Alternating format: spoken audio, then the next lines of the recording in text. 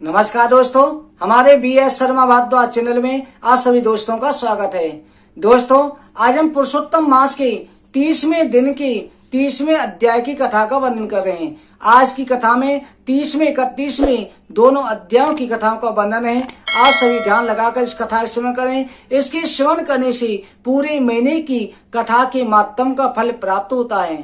बोलो पुरुषोत्तम भगवान की जय।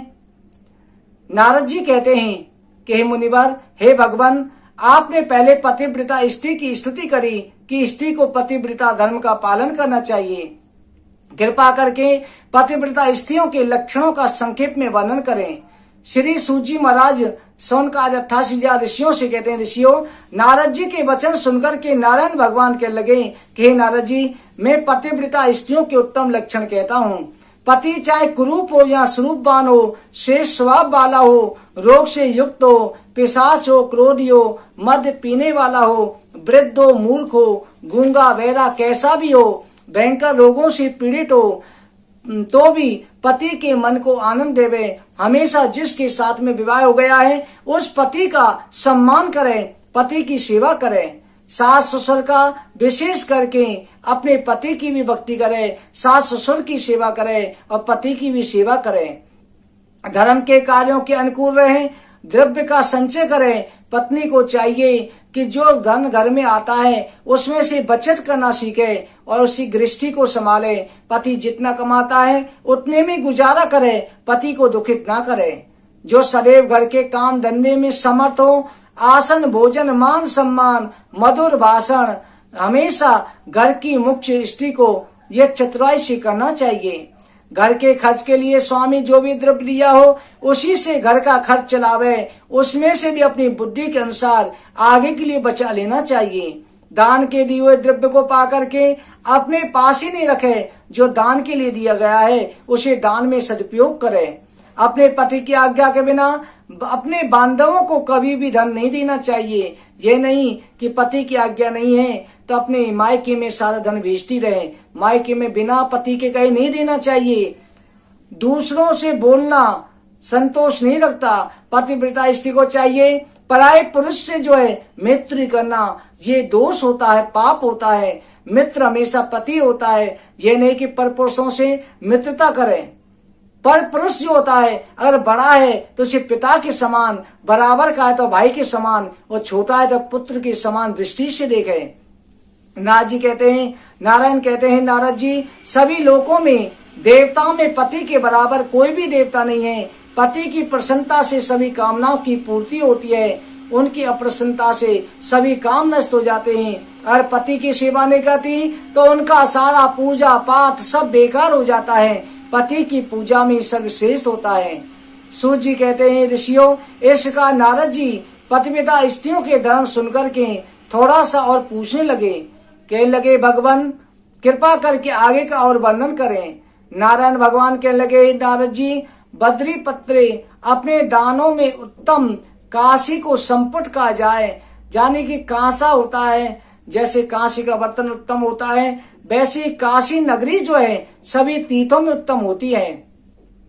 हे नारद जी, भगवान शिव पार्वती की प्रसन्नता के लिए जो है इस पुरुषोत्तम मास में व्रत करना चाहिए। सोमवार के दिन पुरुषोत्तम मास का व्रत करें, उसमें शिव पार्वती की पूजा करें। उस समय एक समय की बात है कि शिव जी और पार्वती जी जो हैं काशी नगरी में विराजमान थे। उस समय पार्वती जी ने महादेव जी से पूछा, प्रभु कौन सा उत्तम व्रत और उत्तम दान श्रेष्ठ होता है जिससे मेरा पुरुषोत्तम का व्रत संपूर्ण हो जाए। तब महादेव जी ने कहा, काशी का संपुट 30 मालपुए भर करके 7 धागे से लपेट करके विधि पूर्वक पूजन करे और ब्राह्मणों को दान करना चाहिए। 30 ब्राह्मणों को जो है भोजन सामग्री काशी के बर्तन में भर करके दान करे। महादेव जी के उपकार करने वाले सुंदर वचन सुनकर के लोगों का हित चाहने वाली पार्वती जी ने प्रसन्न होकर के 30 ब्राह्मणों को जो है दान किया था, तब उनका व्रत पूर्ण हुआ।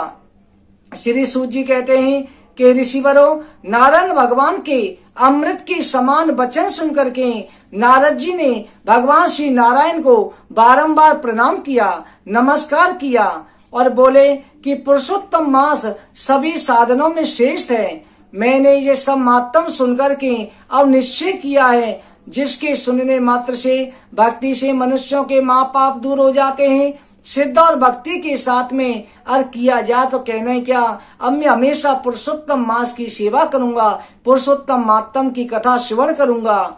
इससे आगे हमको कुछ और नहीं कहना, बस इतना कहा जाता है, पुरुषोत्तम मास की जिस ब्राह्मण से कथा सुनी हो उस ब्राह्मण को जो है दान अवश्य करना चाहिए। बिना दक्षिणा के जो है मातम अधूरा रहता है।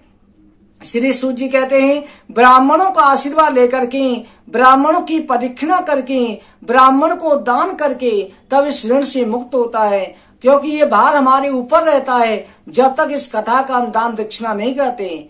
इसलिए हमेशा ब्राह्मण को प्रणाम करके अपने व्रत की मनोकामना की पूर्ति के लिए प्रार्थना करें।